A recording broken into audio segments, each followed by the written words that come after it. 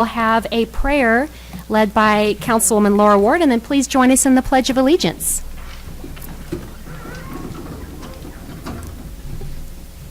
As we gather here this evening, we pray for the welfare and safety of the residents we serve of our city.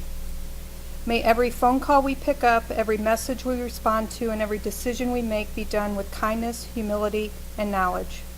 Guide us to be responsible stewards of our community by opening our minds and hearts to the welfare of all people in our community, and help us to realize our differences can make us stronger. Guide us to see the benefit provided by differing perspectives, and be willing to question assumptions that serve only to obstruct our paths to progress. We ask that you protect our police, firefighters, and EMTs as they serve and protect us. We thank them for their dedication and sacrifice to our city.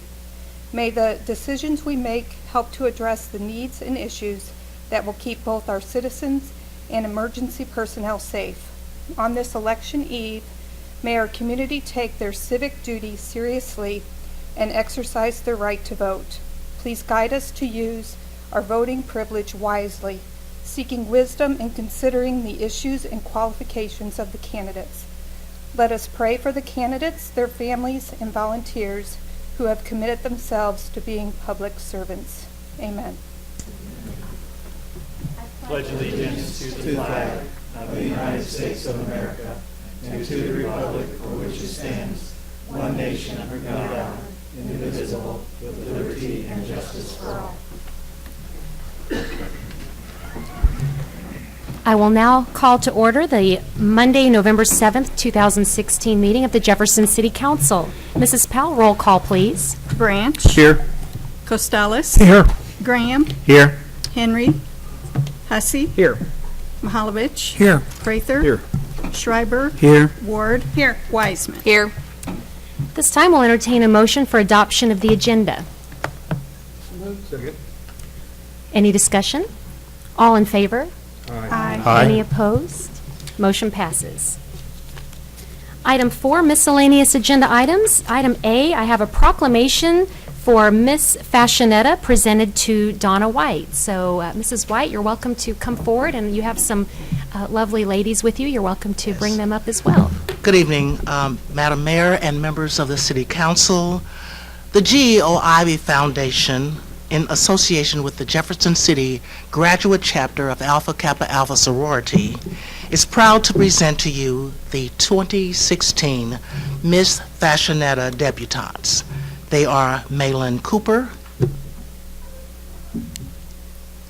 Keziah Madison, Cheyenne Mornan, and Destiny Sanders. These young ladies have participated in a variety of workshops and quality experiences over the last several months, including career workshops, etiquette workshops, father-daughter outings, mother-daughter brunches, just to name a few of the activities. They have produced scholarly essays and completed community service activities. We are very proud to present them as young ladies of distinction in this Miss Fashionetta cotillion. Well, congratulations to all 4 of you. That's a wonderful honor, and really appreciate you being here tonight for the council meeting.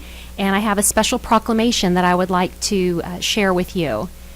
Whereas Jefferson City Graduate Chapter of Alpha Kappa Alpha Sorority of Jefferson City has sponsored its Miss Fashionetta cotillion biennially since 1978, and whereas the debutantes participating in the Miss Fashionetta cotillion must be young ladies who have demonstrated a positive attitude, high achievement, and have set worthwhile goals as they strive for womanhood, and whereas among the goals of Miss Fashionetta cotillion are the promotion of social poise, grace, and the enhancement of self-esteem and self-confidence in the participating debutantes, and whereas the Jefferson City Graduate Chapter of Alpha Kappa Alpha Sorority proudly presents its debutantes that we have here this evening, I hereby proclaim November 19th, 2016 as Miss Fashionetta Cotillion Day. So thank you and congratulations to the 4 of you. And I appreciate you also, Donna. And if you'd like, we can all come forward and I'll take a picture with the proclamation.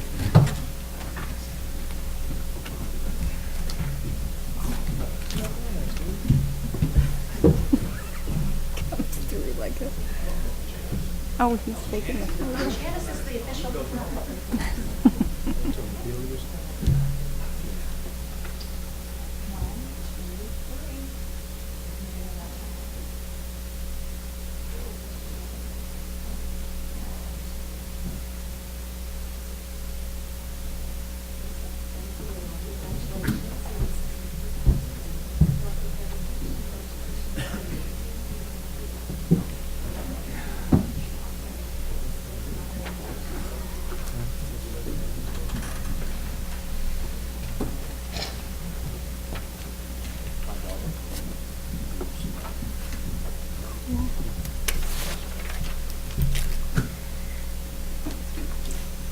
Thank you. And item B, we have a proclamation to present for World Pancreatic Cancer Day, presented to Nicole Reynolds. So you're welcome to come forward. Thank you for being here tonight. And you also have some guests with you this evening. I do. In 2013, my father was diagnosed with pancreatic cancer. I hadn't heard much about the disease, except I knew it killed Patrick Swayze and Steve Jobs. My dad's cousin Nancy had just passed after a very, very brief battle with the disease. The diagnosis hit us in the gut. My dad, who never went to the doctor, would spend the next 2 years in and out of doctors' offices fighting this beast. My dad was an anomaly. Pancreatic cancer patients barely make it that long. In fact, this year, approximately 53,070 people will be diagnosed with the disease, and 41,780 people will die from the disease. Sadly, the average life expectancy is 3 to 6 months. 71% will succumb in the first year. Every day, an estimated 905 people die. We lost Dad September 30th of last year, and shortly after, Carl Vogel from Jefferson City also died from the same disease. This proclamation is a step in the right direction, and hopefully will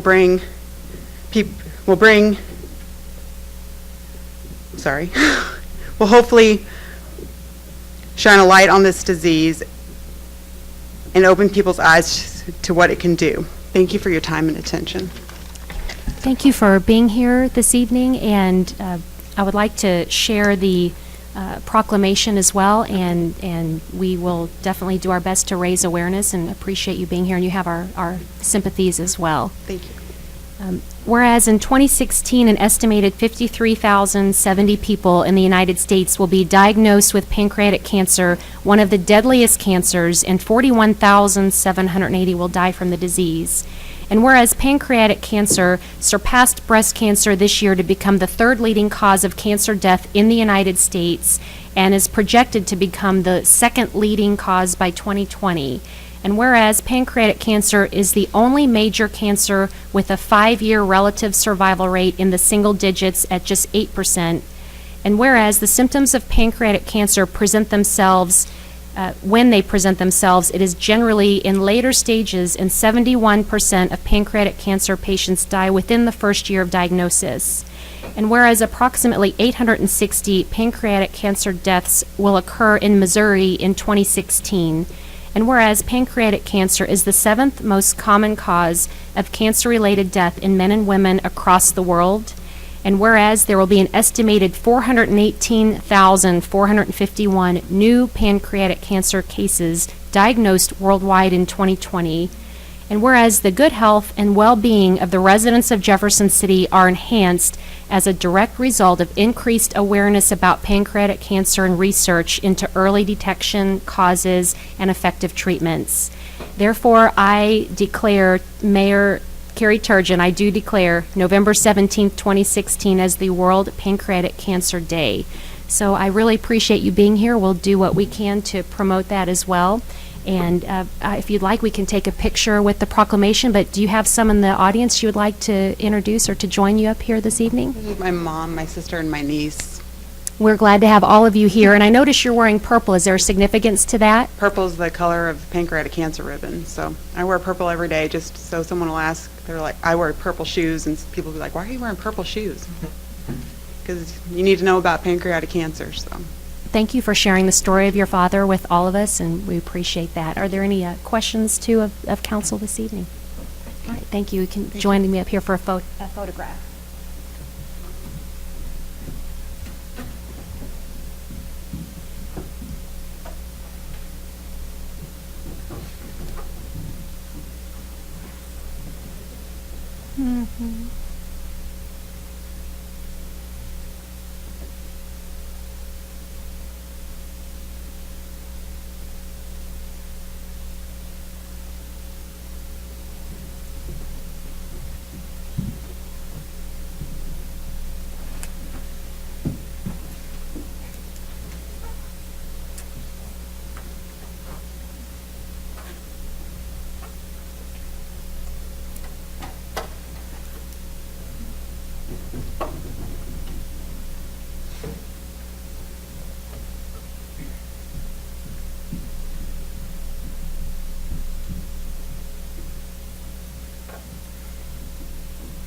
All right, item C, we have something to celebrate.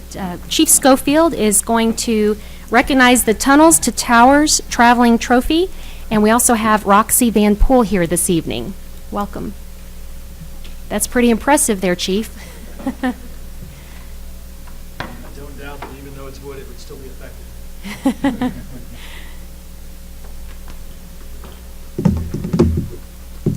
Just to give you a brief background on the Stephen Stiller Tunnels to Towers Foundation. The Stiller family started the Stephen Stiller Tunnels to Towers Foundation to honor the memory of their brother, Stephen, a New York City firefighter, FDNY, who lost his life on September 11th after strapping on his gear and running through the Brooklyn Battery Tunnel to the Twin Towers. The goal of the Stephen Stiller Tunnels to Towers Foundation is to continue Stephen's legacy by supporting our nation's first responders and service members by building Building America for the Bravest, a proud program that Stephen Stiller Tunnels to Towers Foundation constructs specially adapted smart homes for the most catastrophically injured service members. So just to kind of give you a little bit of background on this race, you can see this was the first event here in Jeff City on September the 17th. It's a little unique in that we run the race in our bunker gear, and as you can imagine, that's a little more difficult than running a normal 5K. So we have our not only our bunker gear, but also an air pack and a helmet. The one thing we allow everybody to fudge on a little bit is we actually wear tennis shoes. We had one of the members of our group wear boots, and he regretted that decision. The bunker boots were rough, over 5 kilometers. So, but this is the traveling trophy for the fastest firehouse, and so there was 3 of us on this team. Although we had, I think, how many participants total would you say, Roxy? 200 participants. It was a great day, a beautiful morning. Jeff City had, I think, about 8 participants, and there were 3 of us that did decide to run it, and we did win the fastest time. I told my guys that there's a lot more competition coming next year, and they're already gunning for us, so we're going to have to train a little bit harder to maintain this traveling trophy, which is our goal. But it's an opportunity for us to not only support a great organization, but also promote fitness and functional capacity within the fire department. So I present it to you as City Council and to the Mayor. Thank you, and congratulations to you and the fire department team. That's a wonderful achievement, so congratulations. And it's definitely a very good cause. So, Roxy, do you want to say a few words about the event? Mind, and I did want to give Chief Schofield, since this is a traveling award, we do have the placard for the first winners. And you can go ahead and put that on. What we'll do is run it up as if it's a ladder, so that each year we know who has won that award. And then I did want to leave you with these photos. Thank you. Joel Swader and Sean Henning were the other 2 runners in that team. And the one thing I do want to just share with you. And Roxy, you can speak in the mic too. Okay, very briefly, I do want to share with you. I am a Jefferson City resident. I live outside of the city limits, so I don't have a councilman or woman, I don't think. But I found out about the foundation strictly by accident, but once I did, in the 5K in New York City, but once I did, my daughter and I went and ran in the 5K. We actually retraced Stephen's footsteps, and it was quite an emotional experience for both of us. And it was the catalyst that brought the 5K here last year.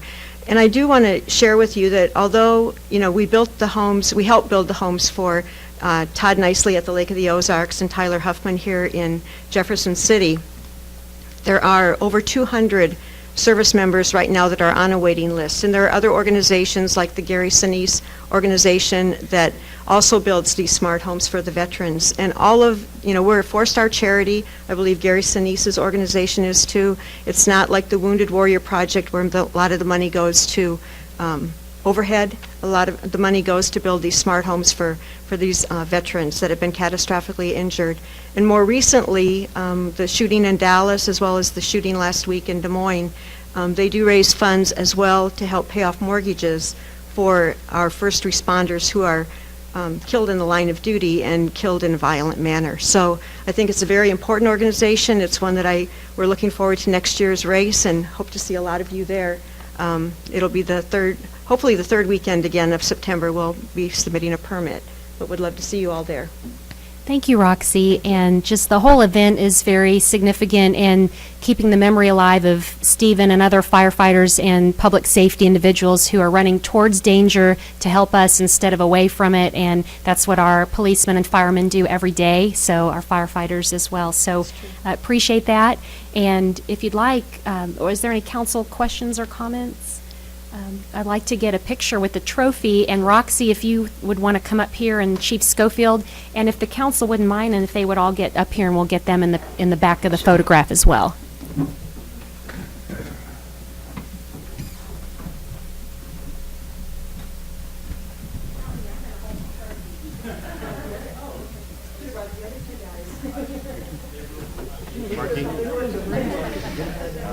Barely gonna be I'm good right here.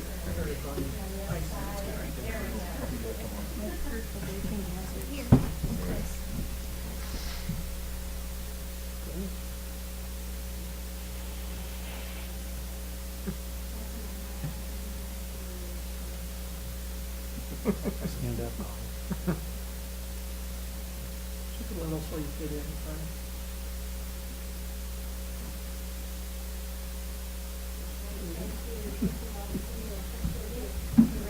What are you doing, Grant? Get with the program.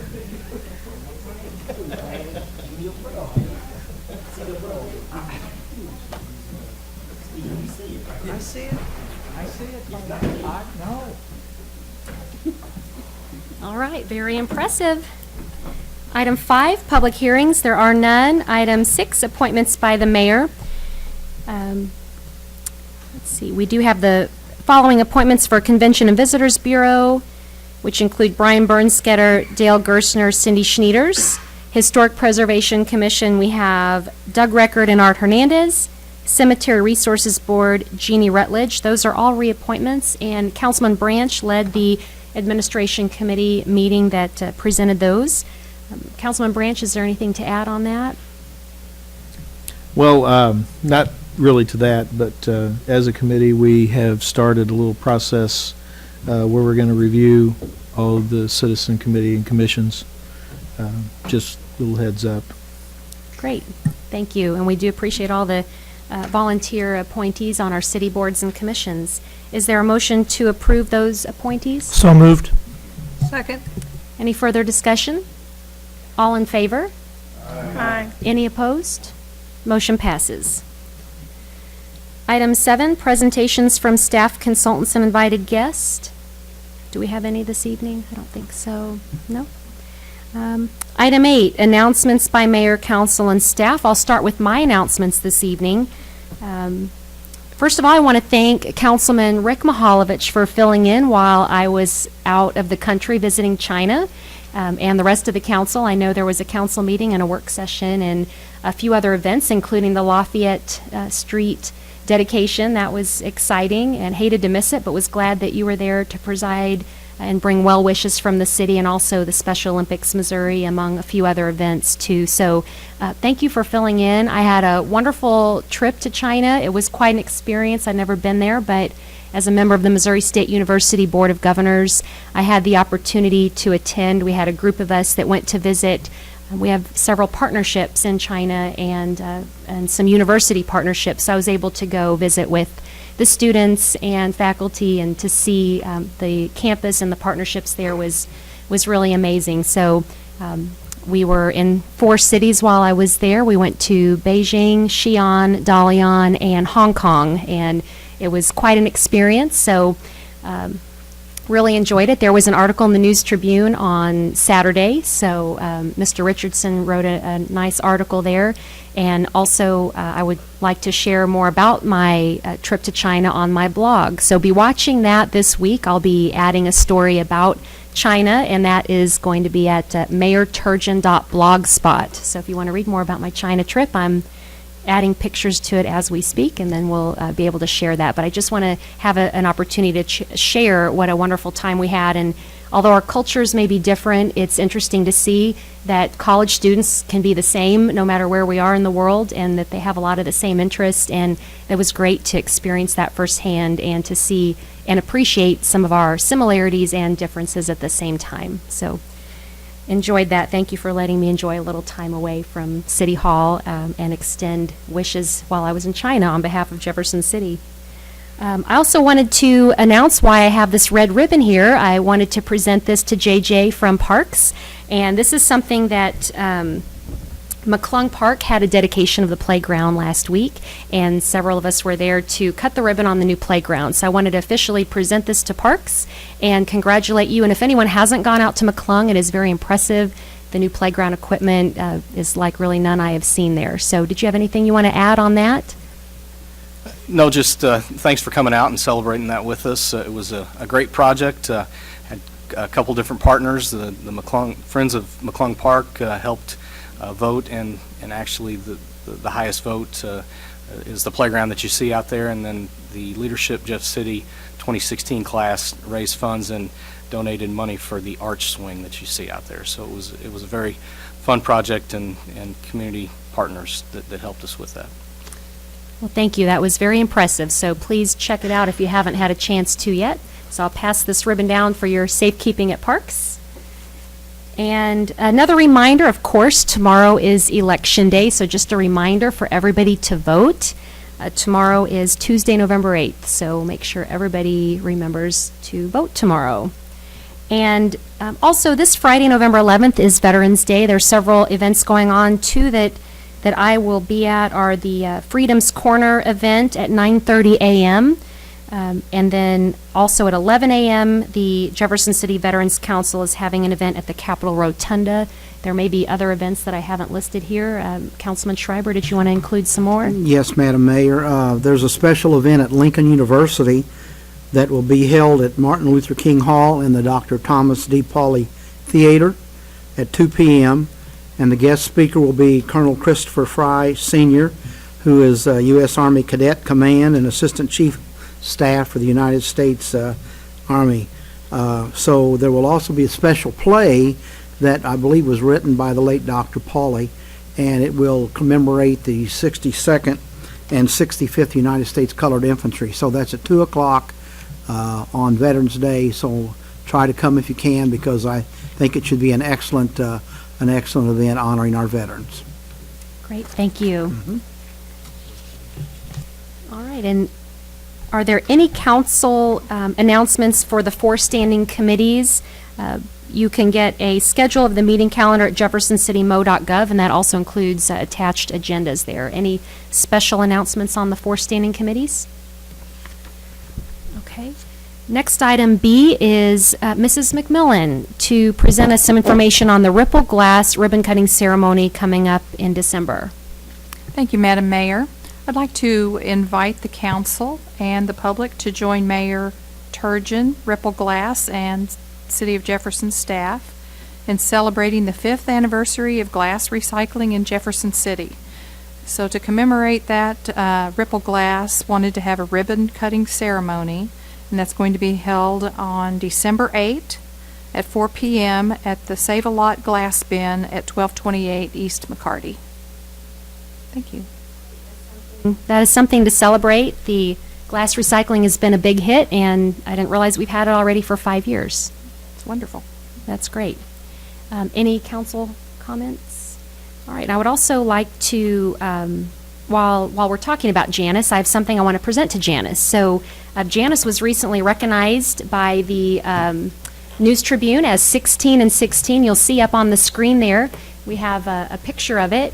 And this is where they took 16 businesswomen in Jefferson City and recognized them for their achievements and accomplishments. And we're very excited to have you on behalf of the City of Jefferson to celebrate. So we have it on the screen, but I also have a copy here. And we're very proud to have you representing the city in this capacity. And it's just great for you to have the honor.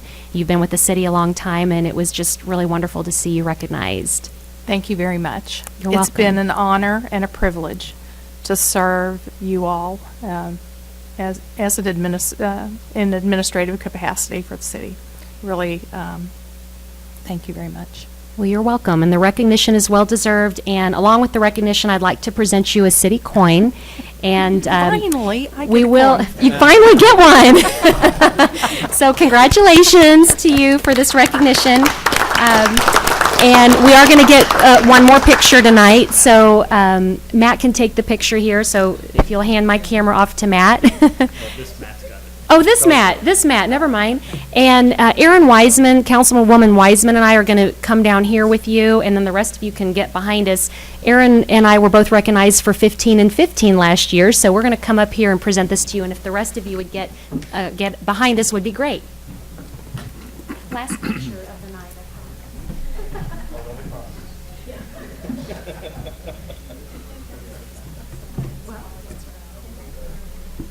Keep your horse stand.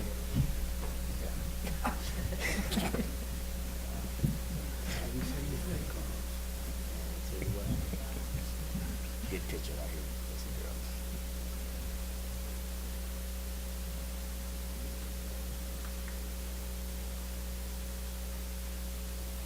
You know they're going to crop us out of that. Yeah, sure. I know.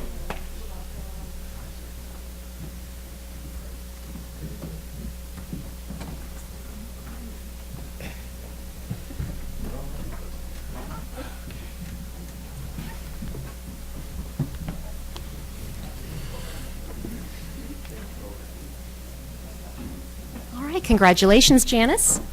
And on to our other announcements. Wanted to mention Matt Marash has an announcement for a FEMA open house. So, Mr. Thank you. Marash? Yeah, the city will be hosting an open house so the citizens here in town can learn more about the federal flood insurance program. After our recent flooding a couple months prior, we learned that there was probably some confusion about this program. Many people thought they weren't eligible, so we have contacted reps from FEMA and SEMA. Will both be here and in this room, and the meeting is scheduled for November 22nd from 11 a.m. to 1 p.m. It's an open house format, so you can come and go as you like and get the information you need and make some decisions about flood insurance. So we'll be advertising the meeting more widely and also probably mention it at the next council meeting as well. Great, thank you. And Councilman Costales would like to announce his town hall. Thank you. This is a reminder, everybody, the Fourth Ward Town Hall meeting will be Saturday, November 12th at 10 a.m. It'll be at 1315 Fairgrounds Road. It's the Capital West Event Center. And we're going to pretty much stick on topic of stormwater infrastructure problems and how we can go about getting some funds to possibly eliminate that or start toward eliminating some of the back up there the projects we have. If anybody has any citizens have any questions they'd like to submit, go ahead and send them to your council rep, and they'll forward them on to the Director of Public Works so he can come in with the answers. And that's all. Thank you. All right, any further council announcements this evening? All right. Item 9, Lincoln University Student Representative Update.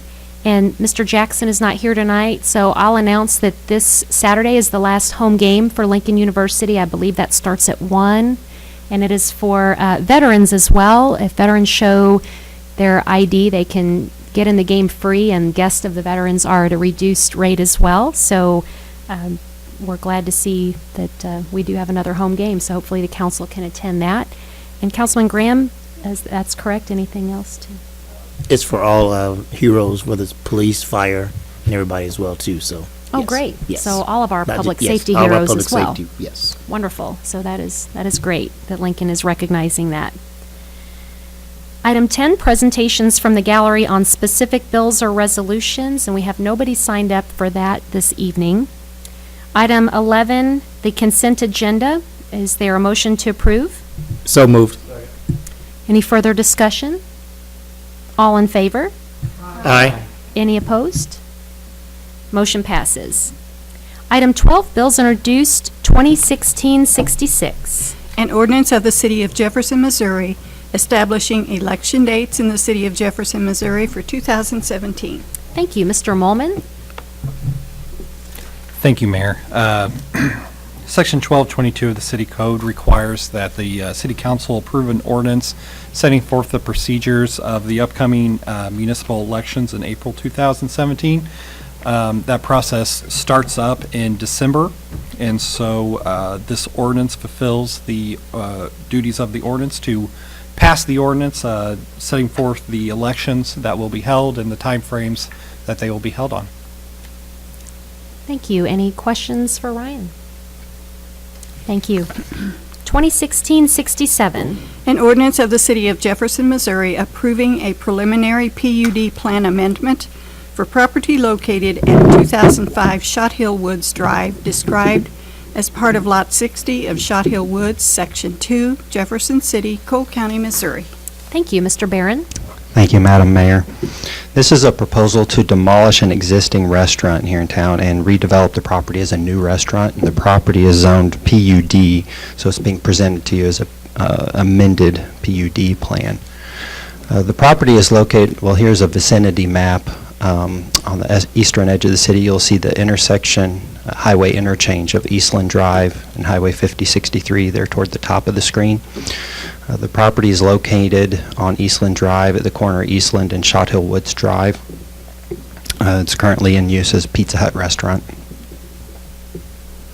This is a zoning map of the area. As mentioned, the property is zoned a PUD, a planned unit development. It was developed according to a PUD plan that was approved back in 1991.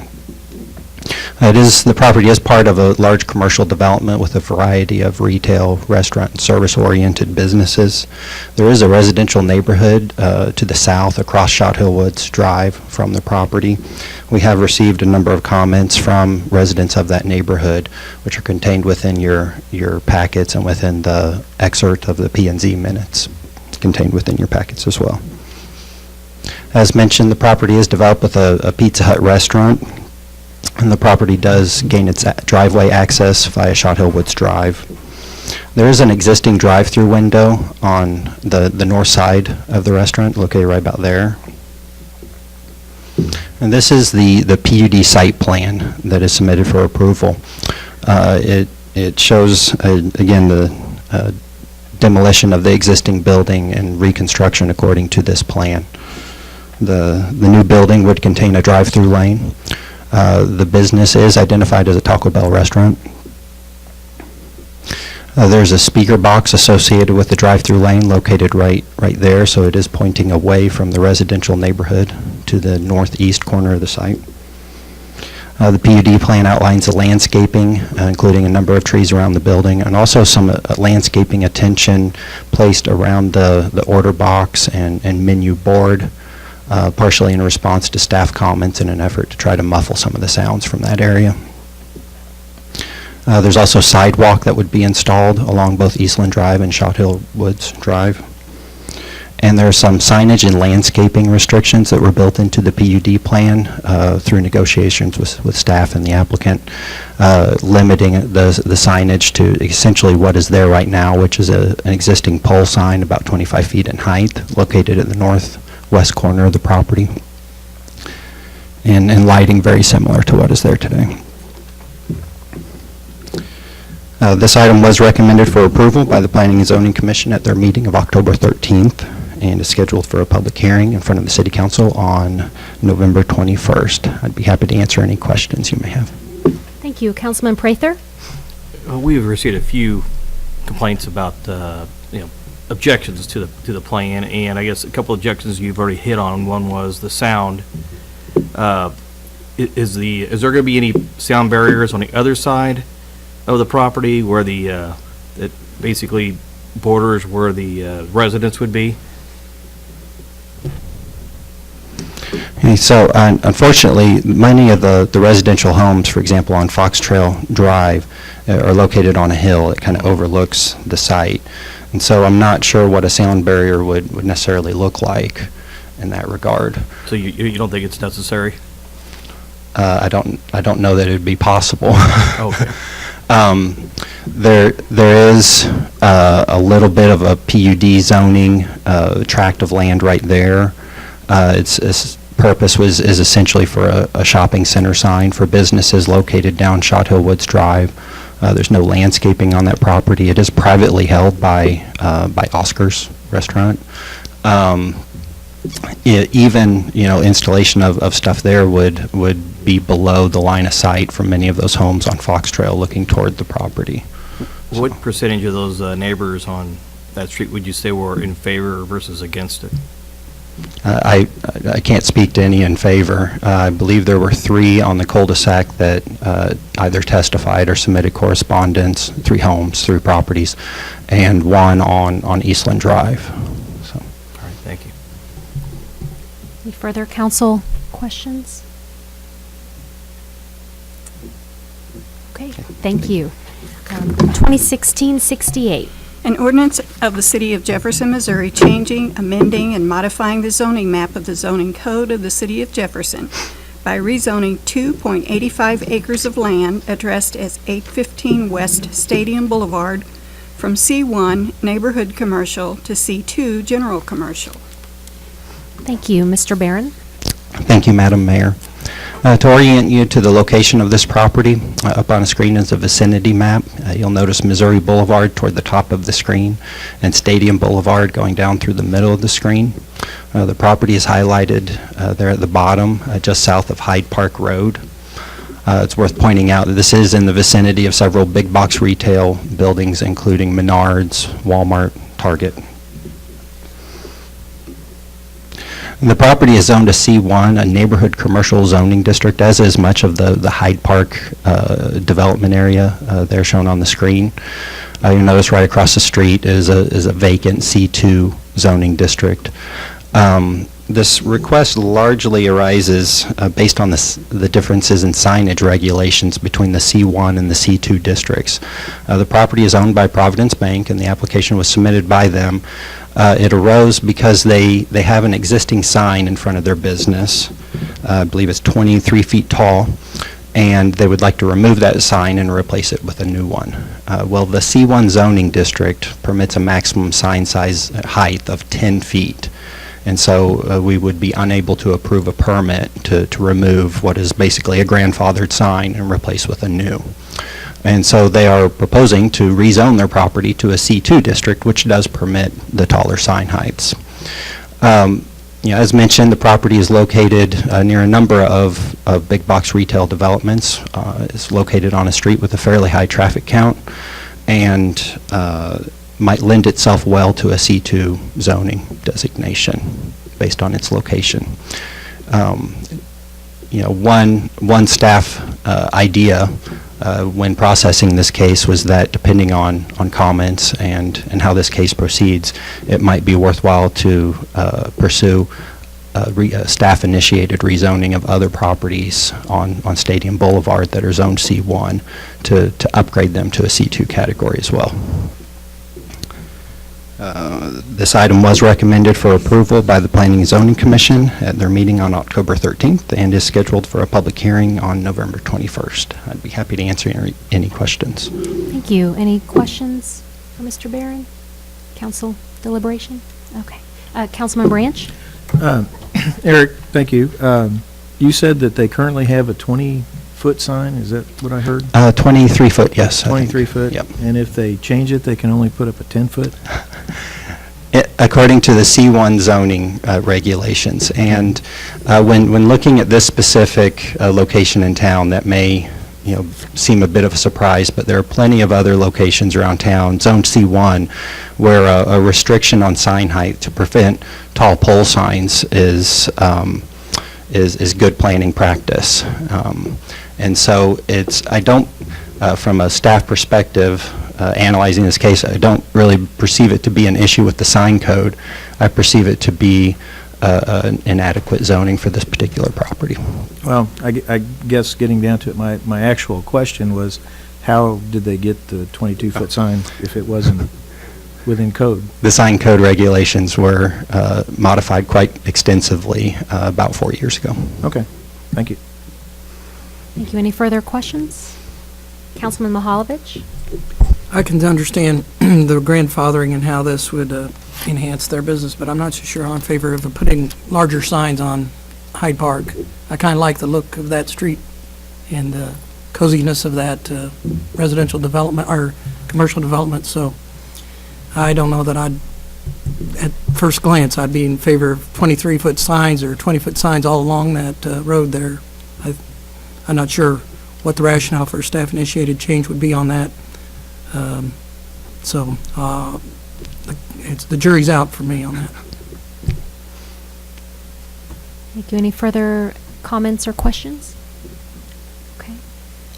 2016-69.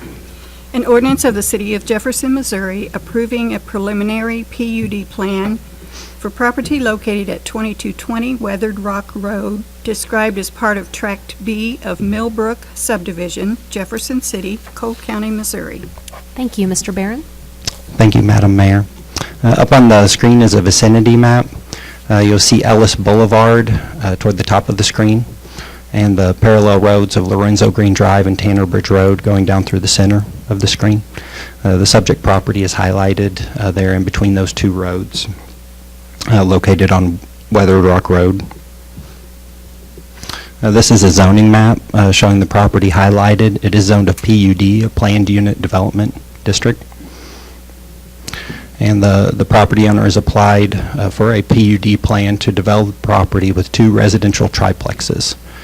To go back one slide here, there is an existing apartment complex to the north of the property, and the property across the street is developed with a number of residential duplexes.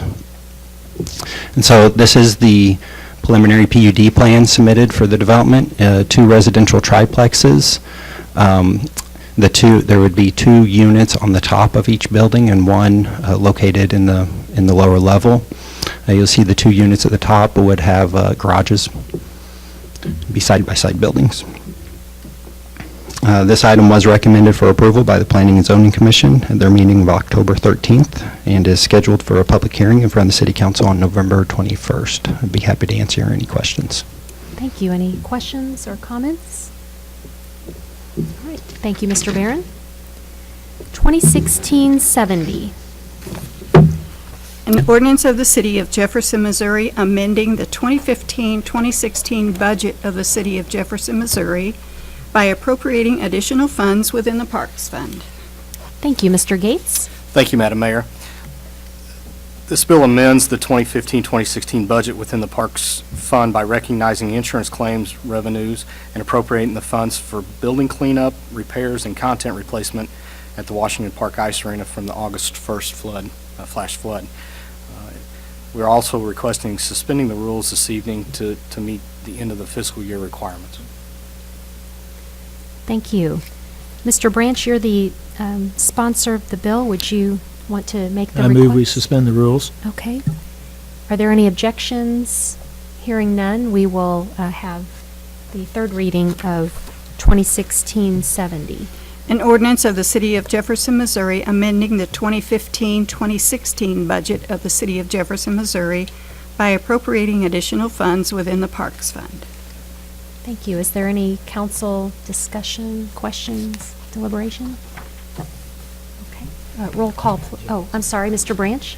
JJ, just for information, this is money that has been spent already and just basically reimbursed by the insurance company? That is correct. Okay. Yes. Thank you. Thank you. Any further discussion? Okay. Roll call, please. Branch. Aye. Costello. Aye. Graham. Aye. Hussey. Aye. Mahalovich. Aye. Prather. Aye. Schreiber. Aye. Ward. Aye. Weisman. Aye. Bill passes. 2016-71. An ordinance of the City of Jefferson, Missouri, amending the 2016-2017 budget of the City of Jefferson, Missouri by changing the personnel schedule within the Department of Finance and Information Technology Services. Thank you. Mrs. Miller? Thank you, Madam Mayor. This is a request to reclassify a vacant GIS position into a systems analyst position. And we're requesting a suspension of the rules because this position will be maintaining and managing the public safety systems of the city, the New World system, the e-ticketing system, and the Encode court software. So because of these public safety and court aspects, we are asking for a suspension of the rules to get this position posted and the vacancy hired. Thank you. Councilman Branch, as the sponsor, would you like to suspend? I'd like to suspend the rules on this one also. Thank you. Are there any objections to that? Hearing none, we will have third reading of 2016-71. An ordinance of the City of Jefferson, Missouri, amending the 2016-2017 budget of the City of Jefferson, Missouri by changing the personnel schedule within the Department of Finance and Information Technology Services. Thank you. Any council deliberation? Councilman Prather? Mrs. Miller, will this have any effect on this current year's budget? No, the request is actually to change the personnel schedule of the 2016-2017 budget. There is a fiscal impact. There's a difference between the GIS position and the systems analyst position, but that information is only in there for information purposes. We're not suggesting amending the budget. Thank you. Further council questions or deliberation? Okay, roll call, please. Costello. Aye. Graham. Aye. Hussey. Aye. Mahalovich. Aye. Prather. Aye. Schreiber. Aye. Ward. Aye. Weisman. Aye. Branch. Aye. Bill passes. Item 13, bills pending, 2016-64. An ordinance of the City of Jefferson, Missouri, authorizing the mayor and city clerk to execute a $16,537 grant agreement with the Missouri Highways and Transportation Commission for public transit operating assistance. Thank you. Mr. Marash? Thank you. As clerk indicated, it's a grant agreement with MoDOT. The amount about doubled from last year's grant. It's an operating grant for our transit system and helps us fund its operation. Thank you. Any questions or deliberation of council? Roll call, please. Graham. Aye. Hussey. Aye. Mahalovich. Aye. Prather. Aye. Schreiber. Aye. Ward. Aye. Weisman. Aye. Branch. Aye. Costello. Aye. Bill passes. 2016-65. An ordinance of the City of Jefferson, Missouri, authorizing the mayor and city clerk to execute a lease with Nick's Family Restaurant Incorporated for space within the terminal building at the Jefferson City Memorial Airport. Thank you, Mr. Marash. Thank you. As clerk indicated, this is a lease agreement with Nick's Family Restaurant. Periodically, about every 5 years, we bid out the space at the airport, and this is the most recent bid on that restaurant space. And Nick's Restaurant was one of the the high bid and the only bid. The cost is about $8,400 a year of revenue, and it'll go in the airport fund. Thank you. Any questions or deliberation? You could have brought us some fried chicken, just saying. Yeah. I know you were all thinking the same thing that I was, so, all right. Roll call, please. Mahalovich. Aye. Prather. Aye. Schreiber. Aye. Ward. Aye. Weisman. Aye. Branch. Aye. Costello. Aye. Graham. Aye. Hussey. Aye. Bill passes. Item 14, nothing on the informal calendar. Item 15, resolutions. We have RS 2016-24. A resolution of the City of Jefferson, Missouri adopting the CDBG 2017 Action Plan and authorizing its submission to the U.S. Department of Housing and Urban Development. Is there a motion to approve? Second. Okay, Mrs. McMillan. Thank you, Madam Mayor. The city staff prepares an action plan each year for the use of community development block grant funds. And this year, in accordance with the citizen participation plan, an extensive public involvement activity was conducted. As part of that activity, the activities are noted on in your report. Based on our current allocation of $262,865, the programs that would be supported in next year's plan would be affordable housing, about 29% of the budget, public facility and infrastructure improvements, about 30% of the budget, public services, which provide supportive services for low-income and special needs populations, about 10% of the budget, and demolition assistance to remove slum and blight, about 11% of the budget. And 20% of the budget is allocated to administration and planning, so that accounts for 100% of the $262,865. Now, at this time, we don't exactly know what the amount will be for next year, so the budgeting is based on the current allocation. So when that amount is received, we'll amend the budget to reflect that known amount. Thank you. Any council questions or deliberation? Roll call, please. Hussey. Aye. Mahalovich. Aye. Prather. Aye. Schreiber. Aye. Ward. Aye. Wiseman. Aye. Branch. Aye. Costello. Aye. Graham. Aye. Resolution passes. RS 2016-25. A resolution authorizing the City of Jefferson to apply for the Firefighters Assistance Grant. Chief Schofield. Thank you, Madam Mayor. This is the annual FEMA AFG grant. This year we're trying something a little different, that we're applying in two different categories. They're actually awarded independently, but they're both fall under the AFG category overall umbrella. And the two different things we're applying for, one is the communications equipment, radios, tablets, and both mobile and portable two-way communications. The other is an amphibious all-terrain vehicle. It's a tracked vehicle. It could travel in both land and water in flooded areas. That vehicle would also come with a trailer, so it could be used in different areas regionally as well, as it's a pretty unique asset with very unique capabilities. Thank you. Is there a motion to approve this resolution? Any council deliberation, questions of the chief? Okay, roll call, please. Prather. Aye. Schreiber. Aye. Ward. Aye. Wiseman. Aye. Branch. Aye. Costello. Aye. Graham. Aye. Hussey. Aye. Mahalovich. Aye. Resolution passes. 16, presentations from the gallery on other topics. Individuals limited to 3 minutes without exception. All presentations can be made from the podium. And we have signed up former Mayor George Hartsfield is here to speak on the Puri redevelopment.